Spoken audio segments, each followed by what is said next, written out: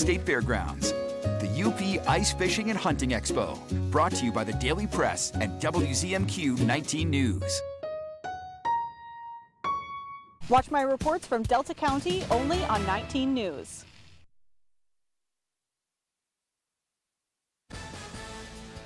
Good evening, everyone. I'm Sarah Blakely. Tonight on your WZMQ 19 News, Congressman Jack Bergman floats a run for Speaker of the House. We're live in Washington with what the congressman told our team as the House is still without a speaker. Plus, the State House prepares to take up legislation on renewable energy, but some lawmakers say it takes decision-making away from local municipalities. What our UP state reps had to say about it. And honoring our women, how the Hannahville Indian community is making sure domestic violence victims are supported. Your 19 News starts now. Live from the UP, this is WZMQ 19 News at 6.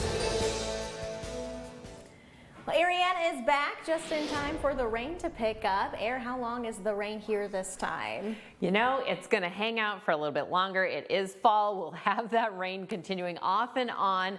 Most of us, though, will see rain showers continuing into Saturday. Breezy conditions continuing as well. And those temperatures still fairly solid, 45 to 55 degrees. We could be warming up, though, on Monday and Tuesday, so looking forward to that. Today, we saw a high of 52 out at the National Weather Service station. My mouth is still on vacation, I'm sorry, but I do have your full forecast coming up after the break.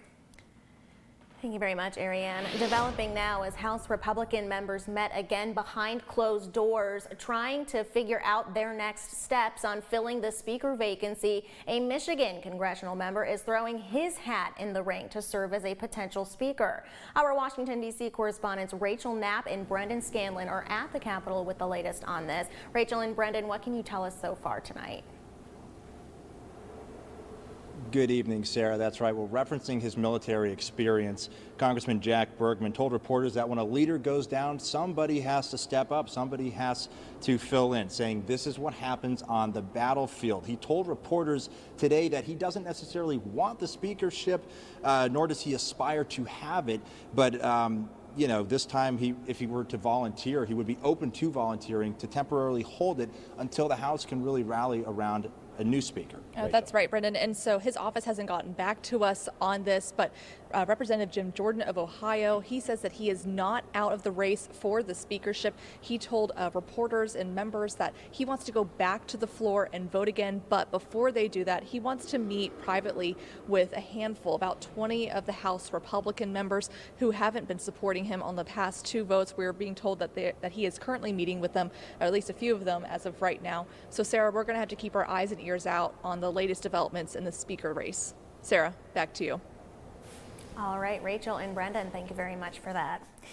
We're getting new details tonight about the Michigan Clean Energy and Jobs Act that was introduced just last week in the State House. The bill package would hand zoning responsibilities over to the Public Service Commission in Lansing, and some lawmakers have voiced concerns about taking power away from local authorities. Our Michigan Capitol correspondent Sophia Murphy checked in with our UP representatives as the bills return to the House for a vote. During this week's Energy, Communications, and Technology Committee meeting, the members heard 15 testimonies, all in opposition of House Bills 5120 through 23. Despite facing pushback, all four bills were voted on and passed by the committee, 9-7 down party lines. Local control took a massive blow this week in Energy Committee. End of the day, the MPSC, Central Planning down here in Lansing, is going to be able to site these massive projects wherever they want. When I spoke with Representative Jen Hill last week, she said some major changes would need to be made to the bills in order for her to support them. During yesterday's committee meeting, she proposed 2 amendments she says address her concerns. I asked a question last week of the Public Service Commission chair, what is the definition of public benefit? Because as we have heard today, there's a lot of concern. I wasn't able to speak with Representative Hill in person this week, but in a written statement, she said this about her amendments. Not only will locals have access to participate in these decisions as interveners, but they will receive the funding they need to support their participation in the process. That funding was specifically requested by critics of the bills, and I insisted on its inclusion. I would never have been able to support the bills if my amendments had not been adopted. Representative Dave Preston says he doesn't think Representative Hill's amendments do enough to protect local authority. All of our local governments, all of our townships are going to lose the authority to oppose any project that has to do with wind or solar across the board. The amended bill has now been sent back to the House, where it most likely will see a vote next Tuesday. The bill then has to make its way through the Senate before it can be signed by the governor. From Michigan's capital, Sophia Murphy, WZMQ 19 News. Roadside parks across the UP will be closed starting a week from tomorrow. MDOT will close all 32 roadside parks in the UP on Friday, October 27th. The parks are typically closed in late October and reopened in late April. Also, the southbound I-75 rest area north of St. Ignace will also close for the season. That will be closed November 30th. You can check out the map with all the roadside parks being closed on our website, WZMQ19.com. October is Domestic Violence Awareness Month. WZMQ's Escanaba Bureau reporter Lily Simmons shows us how the Hannahville Indian community has been raising awareness about the issue for more than 20 years. The Hannahville Indian community gathered Thursday morning for the annual Domestic Violence Awareness Parade. According to Hannahville Victim Services, it's an issue that continues to plague Native families. Over 50% of the cases that we deal with here in Hannahville are domestic violence calls. There's violence everywhere in the world. Our homes need to be a refuge, you know, not a war zone. The parade was led by some of the community's elders, who hope to be an example to the youth. To look at us maybe for some advice and guidance, because we've been there and did that. Most of us actually have been violated in one way, shape, or form. It's good for us to speak up. We want our young people to see that we as elders care for them and that we're here to help them if they need help. The leader of the local Girl Scout troop is making sure some of the community's youngest women learn about domestic violence at an early age and are equipped to lead the fight against it as they grow. Unfortunately, we live in a society where it happens to the littles just as much, and they have to learn how to speak for themselves as well. It starts with our littles to make changes. Do the Girl Scouts stand against domestic violence? Yes! Many in the parade are enduring the lasting impact of domestic violence in their own lives. I lost my mother because of domestic violence. Years later, it gets a little easier to live, but you'll never forget. You don't ever forget what happened. The parade led to an informational fair where guests could learn about resources available to those searching for a way out of a dangerous situation. My mom told me this advice: we can't replace you, but we can replace your things. If you're not sure what to do, go to your local hospital. They can help you there. That's how I got out. Lily Simmons, WZMQ 19 News, Wilson. Resources are available to survivors of domestic abuse through organizations like Hannahville Victim Services and Tri-County Safe Harbor. You can visit WZMQ19.com for more information about those resources. Your first morning weather forecast is coming up after this break. Plus, a police recruiting school is helping current officers in other departments make the transition to the Michigan State Police. We'll tell you about the process. And later, some UP local elected leaders come together in Delta County to discuss ways to better serve their communities. What county commissioners talked about at the first day of their biannual conference. We're back in 2 minutes. 19 News is brought to you by Dan Perkins Construction. When you put on a product this nice, you want to sing it from the rooftops. You know my roof's good looking, will last the rest of your life. Each day I go to work thinking, you know, we're doing this right. Buy a roof for me and I think you'll see you'll be happy as a gherkin. 'Cause we do it right and we're really polite. Take it from me, Dan Perkins. You try rhyming something with Perkins. New CBS Friday. If you like The Price is Right at night, and let's face it, you do, we do. Feels good, doesn't it? Good news. Are you ready? You're gonna love what comes after it. Raid the Cage! The new game where you get in, get out, and you just might get rich. Friday night is game night. It's a brand new car! It's Friday Night Fun, starting at 8, 7 Central on CBS and streaming on Paramount+. Sleep better with a new mattress from Kirkish Furniture. We proudly feature Made in the Midwest Restonic mattresses. Try one out today and compare other major brands. Let our sleep specialists help you find the bed of your dreams at Kirkish Furniture. Some seem to think that quality is a thing of the past. At Simple Treasures in Iron Mountain, you'll find they carry respected name brands like Uttermost Home Decor, Carroll Fabrics, and Custom Draperies. And for the perfect gift, they carry Pendleton hats, shirts, and sweaters for men and women, as well as a beautiful assortment of Pendleton blankets. Discover your Simple Treasure today. Visit Simple Treasures of Iron Mountain for home decor, gifts, and draperies. 426 South Stevenson Avenue. Catch up with WZMQ 19 News on your schedule. The latest 19 news and weather are available around the clock at WZMQ19.com. Now, WZMQ 19 News First Warning Weather with Ariane Stasic. Currently, our temperatures are in that 50-degree range, although we're a little bit cooler here in Marquette with a current temperature of 48 degrees. Some sprinkles continuing for pretty much everybody. We'll expect some fog this evening with those temperatures hanging out mostly in the 40s. Of course, cooler over there in Ironwood with a low of 42 this evening. The next 24 hours, like I mentioned, rains off and on. We'll expect some patchy fog this evening. We could even have that tomorrow as well with chances of precipitation. I'll show you with Futurecast in just a moment. Those temperatures still hovering at about 45, 55 degrees, and then we'll cool down tomorrow evening, Friday night, as this Clipper system is expected to move in with, of course, stronger winds and colder temperatures. Right now, our winds are coming primarily out of the north, fairly calm, but we could see some gusts this evening as we take a look into our later hours. About 24 up there in Eagle Harbor, 26 here in Marquette. Everyone else a little bit calmer as far as gusts going on.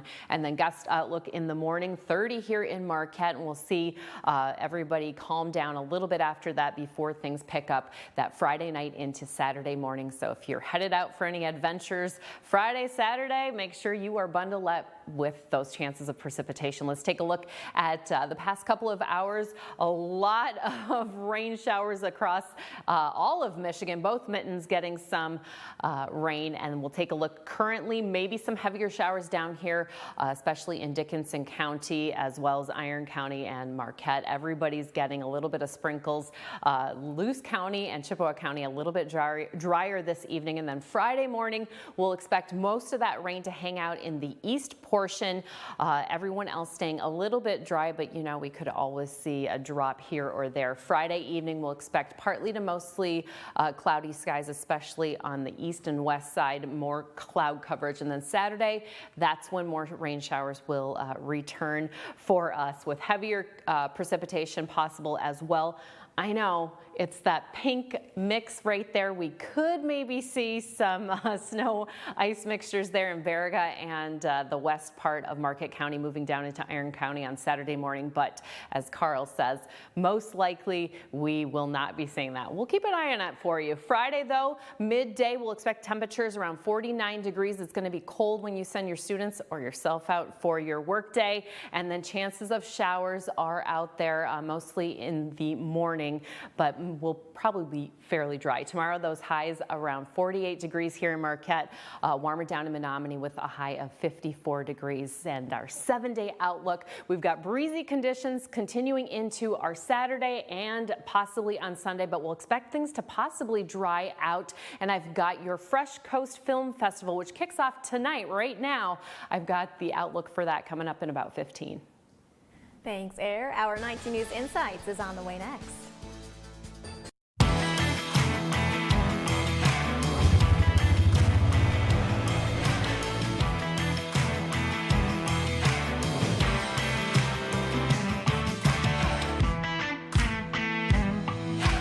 All-wheel drive season is coming. Changes, weather, road conditions.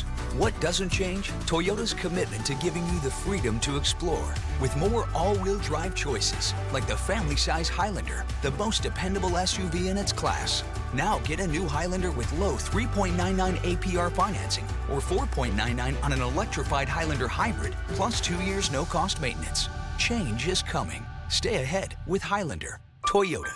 Let's go places. Our story's just begun. How would you describe the heart of the people from Lahaina? So strong. Water up this high, it gave you hope. Yeah. I'm a very curious person. I wake up every morning asking, what's happening in the world? Why is this happening? And how do we answer that question on the CBS Evening News? Now more than ever, you need to know what's happening here in Washington. Decisions affecting your life by the people you set here. I'm Rachel Knapp, tracking the daily decisions by your senators and representatives. That's my job, and I report to you. Healthcare, education, the economy, taxes, jobs, all hang in the balance. Watch my reports from Capitol Hill only on WZMQ 19 News.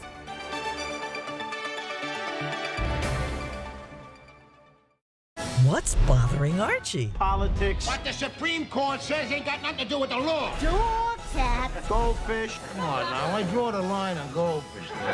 Sundays on MeTV 19.1.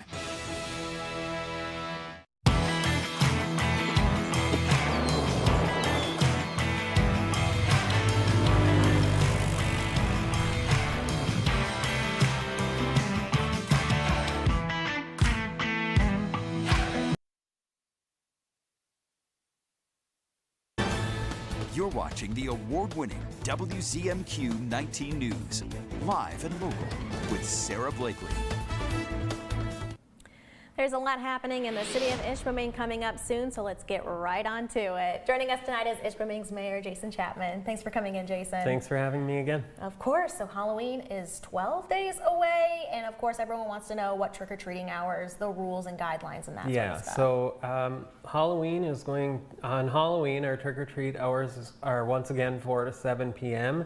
And you know, we ask that people please turn their porch lights on and whatnot, so the kids know that it's a welcome house to stop at. And we also advise caution to all of the motorists to watch out for the kids and their families and whatnot on Halloween, because it's usually pretty busy. Yeah, that's for sure. And then of course after Halloween and kind of around that time is always when the snow flies. So tell us about Ishpeming's snow removal and what's being done with that. Yeah, so last night we had a pretty comprehensive meeting about our snow removal plan in Ishpeming, and the council did make a few adjustments to that, trying to make sure that those who may use an alley as their real main access point to their house, we want to make sure that they are getting priority treatment to make sure, because a lot of homes on, say, 3rd Street in Ishpeming and 4th and 5th, they don't actually have access off the road. Right. It's access in the alley. So that was one thing that the council really was trying to make sure that gets a different look at. But we should be posting that snow removal plan in the next in the coming months. That way residents will be able to look at it. But we're also going to be doing a lot more communication to the residents this winter, so that way they are up to date on what's going on and what it's going to look like for their commutes. Sure. Depending on when we get this snow, is that going to fluctuate when people need to have their cars off the streets, like they can't park in the street in front of their house or something? Or is there like a date set that's the date? Well, yeah, we have pretty rigid dates, and I know that we can ask for more courtesy if we get a lot of snow early, and sometimes we do have to make some changes, but normally we pretty much stick to the ordinance and go by that every year. Sure. Well, tell us about your upcoming coffee hours too. Yep, so next Friday, the 27th, is going to be a coffee hour at the Ishpeming Senior Center again from 1 to 2:30, and I'll be making an announcement probably next month for some evening coffee hours as well through the winter. That gives other folks who are working during the day an opportunity to come talk to council members and other folks who are representing Ishpeming. Gotcha. And one more quick thing, I know with winter around the corner, there's ways that people can get a home heating tax credit. Yes. How can Ishpeming help with that? Yeah, so they definitely need to check out the Michigan websites, because there's you know, an extra $54 or so that's available to homeowners, and we want to make sure that people know about that. And they can also call City Hall, and they'll also be provided with some instructions on how to get to that. Certainly. Yeah. And real quickly before we wrap, we got to give a shout out to the Hematites tennis champs. Yeah. So, congratulations once again to the Hematites. It's their first UP Girls Tennis Championship, and the title was won at Kingsford High School in Division II. And finals were a close game of 19-18 against West Iron County. So congratulations to the Hematite girls and their coaches, and keep up the great work. For sure. Well, Jason, thank you so much for sharing tonight. We appreciate it. Thank you. Still ahead tonight, how a Michigan State Police recruiting school is helping current officers in other departments make the transition to MSP. And later, where you can blast some zombies on a haunted hayride in Baraga County. But first, here's your Upers United Volunteer Opportunity of the Day. We're once again highlighting the Fresh Coast Film Festival happening right now through Sunday. Volunteers are still needed Saturday from 6 p.m. to 9 for beverage tent security down at Lower Harbor Park in Marquette. To sign up to be a volunteer or check out other volunteering opportunities, head to upersunited.com. We've got a lot of news coming up. The new worldwide alert from the State Department today, warning Americans to exercise caution while overseas as tensions rise around the globe. Add more news tonight on the CBS Evening News. Buckle's Party Store, it's where the party starts in Calumet, with an awesome beer selection featuring domestic, foreign, and craft brewed beer, a great selection of wine, just about any kind of liquor you want, and a great range of tobacco products. Buckle's Party Store in Calumet, it's where the party starts for everyone. To raid the cage, here's how it works. Are you ready?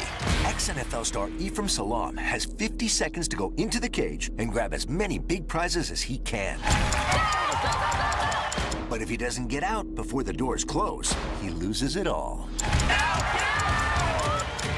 Will he make it? You just gotta watch. Unnecessary roughness. With host Damon Wayans Jr. and co-host Jeannie Mai, a new Raid the Cage, Friday at 9, 8 Central on CBS and streaming on Paramount+. Someday your son's gonna test you. It's gonna force you to make a decision. A man must stand with his people. Now we are not your people. There is nothing you could do I won't forgive you for. Yeah, there is. Yellowstone, Sunday after 60 Minutes on CBS. Brought to you locally by Erickson Jewelers. Escanaba and Delta County, home to beautiful beaches, Lake Michigan, lighthouses, pretty parks, and great people. It's why so many are proud to say, this is home. I'm Lily Simmons. I'll show you what's happening here every day. In your schools, your communities, and businesses. Sharing what makes this area so special. Lily Simmons reports from Delta County. Weeknights at 6 and 11.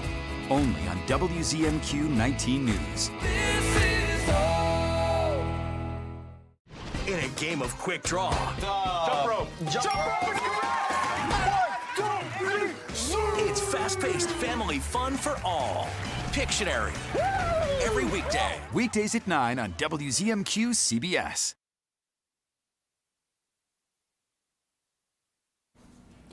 Michigan State Police is looking for more troopers, encouraging local departments to take part in training to become state police troopers. WZMQ's Mitchell Reif went to the MSP post in Negaunee Township today to learn more about the process.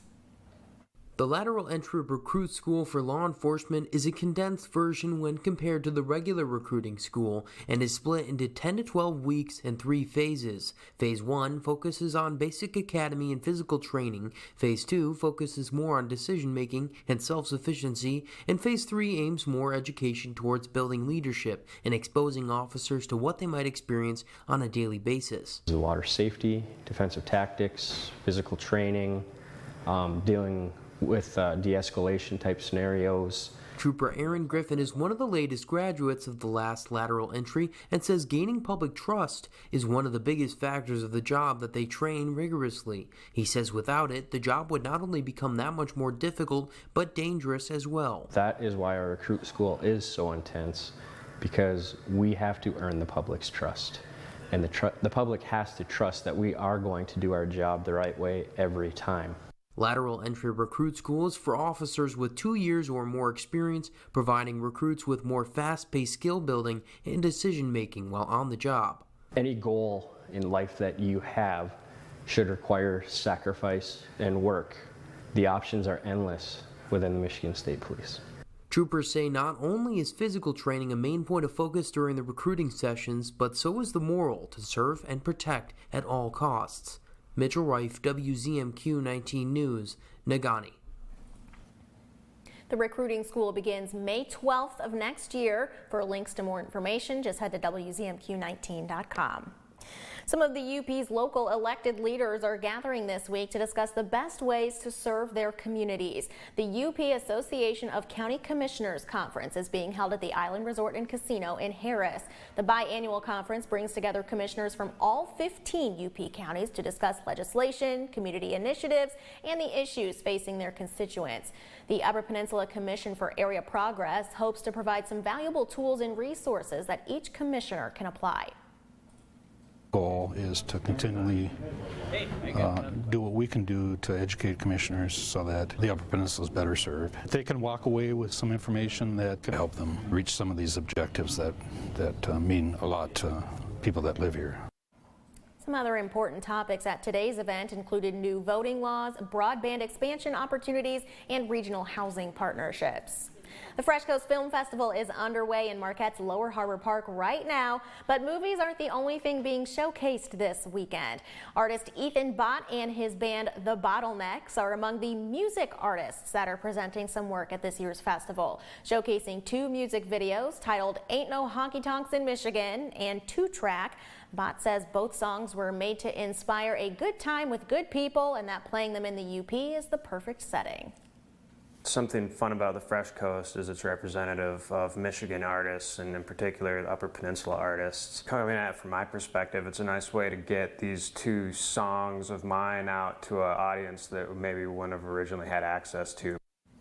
You can watch Ethan Bott and the Bottlenecks debut at Superior Culture tomorrow and Saturday at Black Rocks Brewery. Halloween is still about a week or so away, but a farm in Nisula is getting into the spooky spirit. Hulkinen Family Farm is bringing its Zombie Shootout Hayride back for the 3rd year. Guests can hop into the hayride equipped with gel blasters and take aim at zombies that have taken over the fields. The tour is about 15 minutes long, but it includes 3 stops along the way to take down the zombies. From 4-year-old to almost 90-year-olds out here. It's not just for kids, the adults too. Coming up tonight at 11:10 Central, we'll take a closer look at the hayride and what else the farm has to offer. The rain sticks around with us for a little while again. Marianne has our outlook on the way. Some seem to think that quality is a thing of the past. At Simple Treasures in Iron Mountain, you'll find they carry respected name brands like Uttermost Home Decor, Carroll Fabrics, and Custom Draperies. And for the perfect gift, they carry Pendleton hats, shirts, and sweaters for men and women, as well as a beautiful assortment of Pendleton blankets. Discover your Simple Treasure today. Visit Simple Treasures of Iron Mountain for home decor, gifts, and draperies, 426 South Stevenson Avenue. We've been a big part of a lot of community events. You know, we've been to a lot of festivals, parades, the UP 200, the Myers State Games. Which one has been your favorite? I gotta say, okay, first of all, the Upper spirit, right? Dedication, care, humor, and then that grit.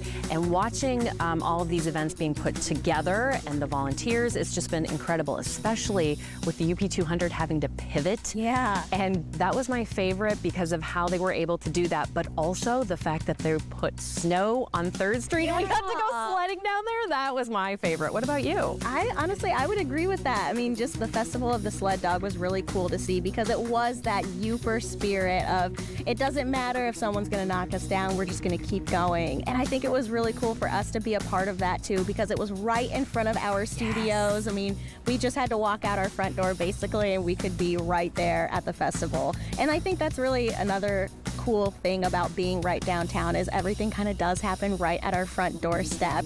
And it's exciting not only as a news station, but as someone who lives here. It's exciting to have such easy access to these festivals and events, and the Blueberry Festival and the Farmers Market. That was my second one, was the Wednesday night Farmers Market, and seeing all that local produce and products, especially those smash burgers. The smash burgers were just delightful.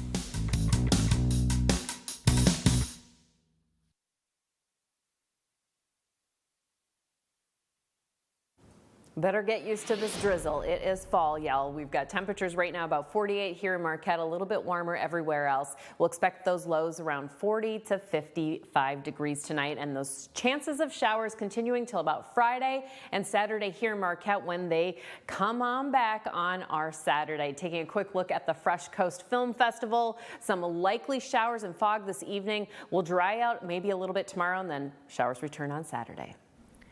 Finally tonight, one of the iconic signs of the season in New York, the Rockettes. They officially kicked off rehearsals for their annual Christmas Spectacular today. The dancers rehearsed at St. Paul the Apostle Church, which is where their home base is, until dress rehearsals begin at Radio City Music Hall. And this year, drones are part of the show.